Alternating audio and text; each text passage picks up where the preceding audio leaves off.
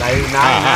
आलं आलं. आम्ही हो. वाचवायला पुढे गेलो फोटो आला ना. हा दुसरा आहे तो मग आला बरोबर. खरे काय झालं सुरू झालं. हो नमस्कार मंडळी.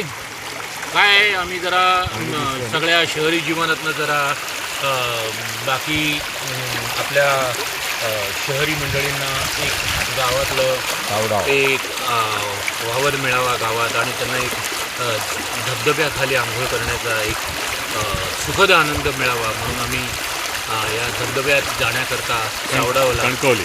कणकवली. तर त्या तिकडे हा प्रवाह मोकळा केलेला आहे.